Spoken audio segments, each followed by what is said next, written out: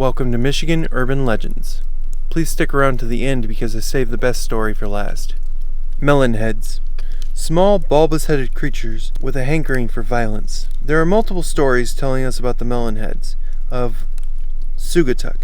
Come to be, the most popular is that they started off as children, hydrocephalus, or waterhead syndrome, being treated by an evil doctor in a hospital near Fleet Mansion in Lakestown. After enduring emotional and physical abuse, the children rebelled against the doctor, killing him, and according to some of the versions of the myth, eating him before escaping into the woods. It is now said that the melonheads reside in that system of caves and tunnels under Sugatuck, occasionally coming out of hiding to attack passersby.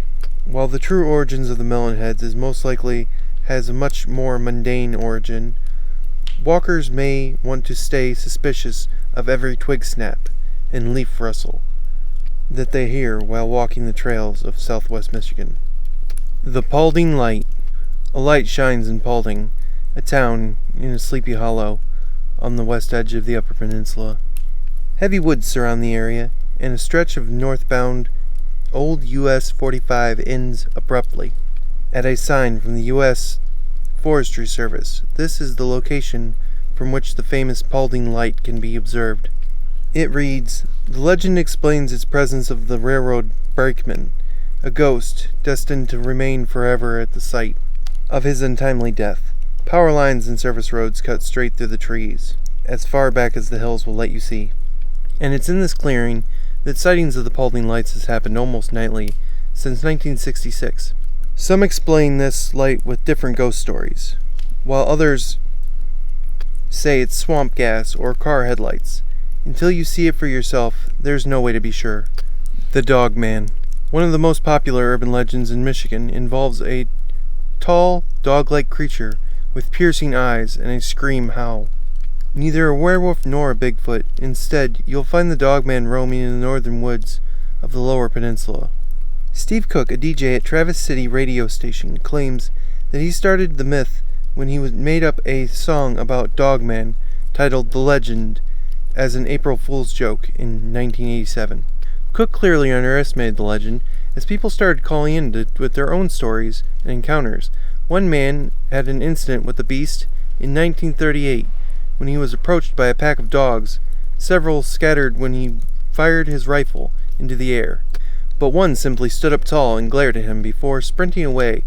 The first reports of Dogman date back to 1887, when two lumberjacks saw a creature with a man's body and a dog's head, but there are also similar reports from French fur traders dating as far back to 1800s. An unusual animal attack in the nearby town of Luther in 1997 seemed to confirm Cook's prediction of a 10-year cycle for the Dogman's attacks, but video evidence of an attack in 2007 turned out to be a hoax. If you're enjoying the urban legends, please drop a like. Torch Lake Monster. One famous lake monster somewhere in the deep, clear water of Torch Lake. It has been preying on unsuspecting visitors and campers of the YMCA camp for generations. Dave Foley, a counselor at the camp in the 1960s and 70s, takes credit for citing the myth, which was later popularized by a fellow counselor in a folk song by Bob Thorston. One eye is brown, one eye is blue, his eye is covered in icky green goo. The lyrics sang, but the presence of a 50-pound muskie in the lake likely contributed to his tale. But another legend speaks of the sea panther, claiming that Torch Lake contains a monster which has the head of a cat and the body of a lizard. Did Foley make up a monster story to entertain campers, only to stumble upon something even scarier? Hell's Bridge. Perhaps the most frightening and gruesome of all of Michigan's urban legends is Hell's Bridge, a bridge in Rockford haunted by the spirits of children and demons, seeking to wreak havoc on others as havoc was wreaked on them. According to the legend, in 1800s, children from the town were going missing, and the townspeople organized a search party in the forest to look for them. So they left their other children with an old man, Elias Frisk, while the townspeople were gone. Frisk tied the children together with a rope, claiming that it would prevent any more of them from getting lost.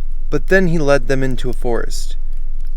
As they ventured further, a horrid smell filled the air. The children asked Mr. Frisk about the stench, and that he uncovered the rotten bodies of the missing children.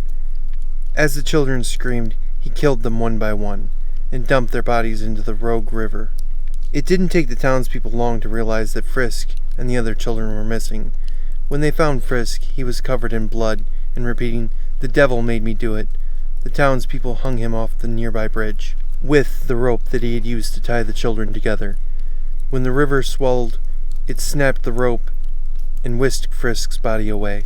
It is now believed that the evil spirit that possessed Frisk, along with the souls of the murdered children, linger in the Rogue River, laughing, screaming, and grabbing the feet of inner tubers as they float down the river, trying to drag them under the current. Thank you for listening. I hope you enjoyed the urban legends. If I missed any you wanted me to cover, please go ahead and comment it. I hope you enjoyed. Have a good night, and don't shoot the messenger.